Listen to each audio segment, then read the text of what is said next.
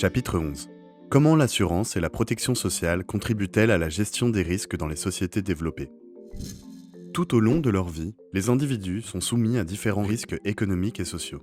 Ce sont par exemple les accidents, la vieillesse, la maladie ou encore la perte d'emploi. Ces risques ont des conséquences économiques. Ils peuvent entraîner une augmentation des dépenses de santé par exemple, une baisse, voire une perte de revenus liée à une incapacité temporaire ou définitive de travailler, dans les cas de perte de travail ou d'accident du travail. Les conséquences sont aussi sociales. Être privé d'emploi peut conduire à l'isolement ou à un sentiment de honte qui alimente en retour les risques de pauvreté et d'exclusion. Les individus ne perçoivent pas tous les risques de la même façon. L'âge, le milieu social ou encore le genre peuvent avoir un effet sur les conduites à risque. Ainsi, par exemple, la socialisation différenciée entraîne un rapport au risque différent selon le sexe, car il est moins valorisé chez les filles. De même, les individus ne sont pas tous exposés au risque de la même façon. Ainsi, un ouvrier a une espérance de vie moyenne de 75,9 ans, alors qu'elle est de 82,2 ans pour un cadre.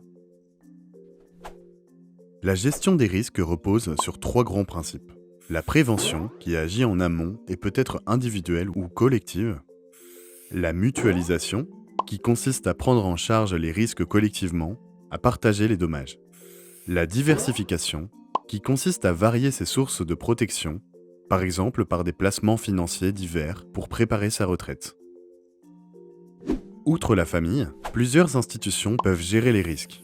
Les assurances et les mutuelles qui prennent en charge le préjudice subi en échange du versement d'une cotisation ou prime d'assurance. Les pouvoirs publics, avec notamment la sécurité sociale. En France, un des systèmes privilégiés pour gérer les risques est la protection sociale.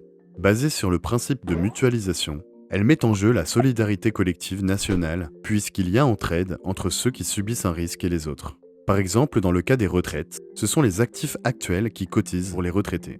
Le système français de protection sociale mêle un principe d'assurance et un principe d'assistance. Le principe d'assurance concerne les salariés qui versent des cotisations sociales qui leur donnent droit à des prestations si certains risques surviennent. Le principe d'assistance, financé par l'impôt, permet le versement de prestations sociales à tous ceux dont les ressources sont insuffisantes pour cotiser. Partager les risques favorise le bien-être de la population en limitant les pertes de revenus ou certaines dépenses. Par exemple, en finançant une partie de l'achat des médicaments prescrits. Partager les risques favorise aussi la prise de risques bénéfiques à tous, comme l'innovation pour la recherche de nouveaux produits. Cela participe donc aussi à la hausse du bien-être. Mais partager les risques peut aussi générer des situations d'aléa moral quand l'individu se sachant couvert prend plus de risques.